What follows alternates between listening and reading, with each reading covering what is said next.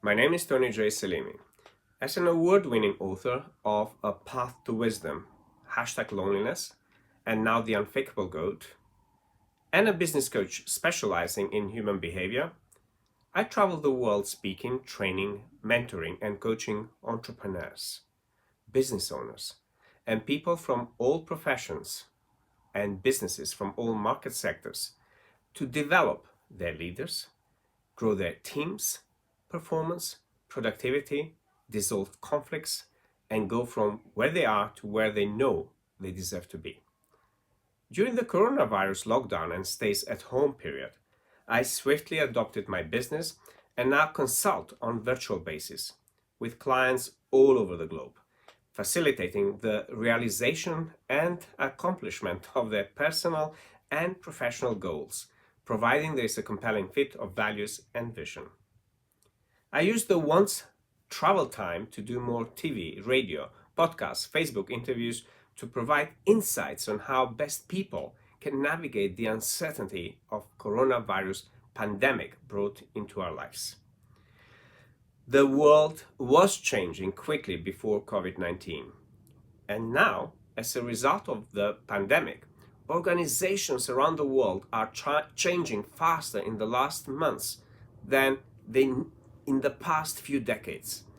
We have to rethink the technologies we use to work, how we design workplaces, where employees work, how we lead, and even what work means in general. Many of my business clients experience anxiety, fears, financial challenges, stress, uncertainty around how best to navigate those changes, deal with furlough employees, adapt, reinvent, and break through mental imprisonment and limiting beliefs so they can awaken their inner leader, take back control, and give rise to their authentic power, create innovative business products, tap into new markets, grow their worth and wealth, and help them create a step-by-step plan designed to maximize their human potential. So what is it that businesses can do right now to maintain momentum? Well, when the WHO announced a global pandemic, the world started to shut down bit by bit. The world's economy crashed, and millions of people will lose their jobs as a result. Some businesses will shut down, and new ones will be created. And here are the three things companies I recommend to do right now, not only to keep the momentum, but to skyrocket it so they can navigate safely into new reality created by COVID-19 global pandemic. Number one, in every crisis there is a blessing. History is an excellent example of that. Although when the crisis hit us, many of us would over-dramatize the situation, the truth remains there is a hidden benefit that individuals and businesses must focus in finding it. Using this straightforward and compelling fact of life can change people's psychology. Number two, share your strategy, vision, and roadmap. You may know where you want to go and can see how to get there. However, unless you are explicit, remind people of the vision regularly. Your team won't understand or feel the same sense of peace and purpose. Invest time in bringing to life where you believe the company will be in, say, 6 months, 18 months, 3 years, 5 years, 10 years' time. As importantly, help people to understand what that means to their careers and earning potential, to their families. When people buy into your vision, they will help to keep the momentum going, even when you are not there watching. And point number three is make a robust plan that addresses company, leadership, people, customers, environmental needs and wants, and communicated it to everyone. You and your people need this concrete plan to realize that vision. A good place to start is to create an annual plan covering COVID-19, at least 18-month strategy plan, a sales target and profit target, new product development plans, new marketing, and see what other markets can you explore and which tactics you'll deploy. A people plan, such as their mental health, compensation plan, hiring and firing, how to develop them, and management arrangements. Your team And the rest of the business will then be able to refer back to the plan to be reminded of the shape of the activities for the year. The cheapest, easiest, and most often neglected way of maintaining momentum is to reflect on how much has already been achieved and celebrate that. The whole company will feel lifted and inspired to even greater achievements. Getting those around you on board with your vision is what I have done for over 20 years working in senior technology positions, and now use it in my business coaching and consulting work to help my clients adapt, reinvent, transform, and thrive. So, what are the lessons that leaders can learn from this crisis? Of course, there are many lessons leaders can learn from COVID-19. I would love to mention 3 significant lessons leaders can learn. 1. Developing emotional intelligence, leadership, and workforce is priceless investment. Instead of projecting arrogance, fear, or silence during this challenging time, leaders need to communicate and keep employees informed on what they are doing to support the organization and its people. Using emotional intelligence brings about soft skills such as empathy, listening, and understanding. Digging beyond the generic "how are you?" By asking more meaningful questions, emotionally aware employees are more likely to cooperate, experience less uncertainty, and can even offer innovative ways to support the organization through those crises. They also are better equipped to handle change and transition better if there is a continuous, authentic, and transparent two-way dialogue. Another point, don't be afraid to adapt, reinvent, or reshape your business. The most significant breakthroughs were created as a result of the greatest crisis. Best ideas and innovative product solutions often require uncertainty and fear to fuel innovation, creativity, and listening to what the market is communicating at you. Tune in to the needs and wants of your customers through online forums and focus groups, or to employees by asking what they would do if they run the company. With one of my clients, a London restaurateur, we work on turning his existing restaurant business into a new takeaway business selling ready-made, 3-course, home-cooked meals. I also helped him create the clarity needed to build an e-commerce store.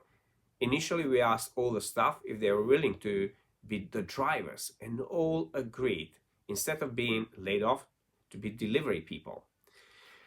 By foot, by car, by bicycle. In choosing to consult with me quickly, not only his business grew and did not let go of his staff, in 2 weeks he employed more bicycle and motorbike drivers to deliver all the orders they received. In coaching him and his staff to adapt quickly to support their existing clients and their wider London community, they united and strengthened the relationship everyone had in the restaurant, creating win-win position. Another point, be flexible and open to new ways of working. In a recent consultation I had with a CEO client from Switzerland who runs a vast construction business, we discussed how the work-life balance was already an issue for him and many of his European employees. He argued that this situation was an opportunity to change the company-wide culture and realize that some form of remote work may be here to stay after COVID-19. So it's important to remain flexible and respect the new time constraints. Colleagues may not always be immediately reachable in the traditional 9-to-5 timeframe as they were when they were in the office, due to homeschooling, kids, or caring for elderly family members. Setting clear boundaries and providing availability in advance is crucial for all involved. So many would ask, how do you plan to put what leaders learn into practice when normality resumes? Well, when we emerge from the current crisis is uncertain, but based on my experience, one thing remains true. We all rely on leaders to thoughtfully navigate choppy waters with resolve and strength. The long-term implications of the restrictions caused by the pandemic have altered our mindset and fundamental values permanently. Many will ask the question of why we drive or fly to that business meeting when it works so well on Zoom and Skype. Why businesses need to pay for expensive offices when technology offers us cheaper choice and more flexibility. With the unintended benefits of sheltering at home, such as reducing our global carbon footprint, it may be challenging to return to the old ways of doing things. For better or worse, the crisis has forced us to pause, stop, reflect on our fast paced life, experience a slower paced, family focused life, and find innovative and environmentally friendly ways to live our lives at the forefront of our new normal. And that's the hidden lesson for us all as human beings. So, what is my predictions for the next stage that will play out? We will see monumental shifts in every fabric of life. For instance, education will be more flexible, online, and artificially intelligence driven. We'll see millions of people who will become jobless, and this will force people to look into alternative ways of supporting themselves and force them to become entrepreneurial. For companies across the world and all market sectors, conventional workplace norms will undergo huge disruption. Static workforce to dynamic workforce, from work-life balance to work-life integration, and say goodbye to long-term employment, and say hello to projects and task-based assignments, and no pensions, no more pen and paper, so get used to everything being done digitally. Leaders will be able to combine their intuition and judgment with data, AI data insights to make the best possible choices and decisions. Instead of politely asking older workers to retire, organizations will keep them on as advisors, coaches, mentors to the next generation of workers. Their insights and experiences are invaluable. All of us will have to reinvent ourselves several times during the course of our careers. We'll move from one workspace to a spectrum of spaces to satisfy the needs of the generation Y and Z, new ways of working and doing business that is work-life integrated focused. Automation, e-commerce, and AI will be integrated into every aspect of our lives. So, what is the secret to keep those teams productive during those turbulence times? Well, inspired employees are productive and efficient.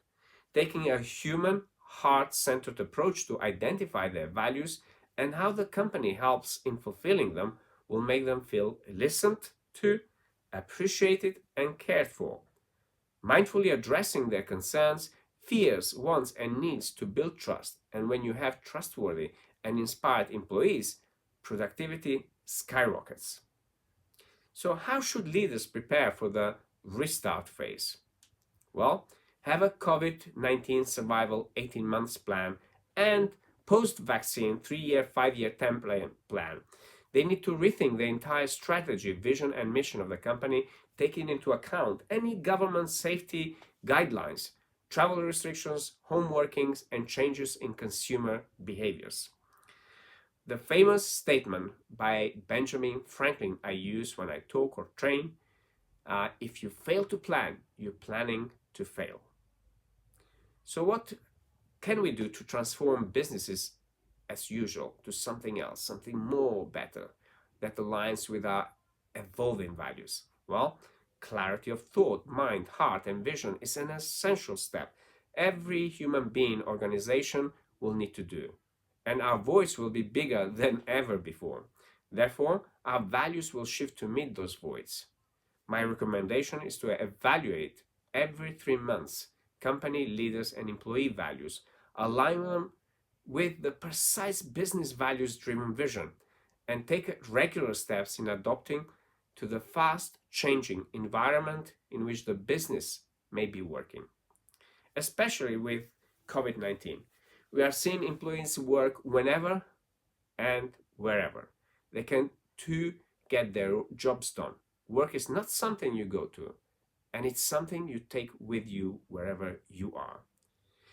COVID-19 is an invisible enemy that is making a visible global impact.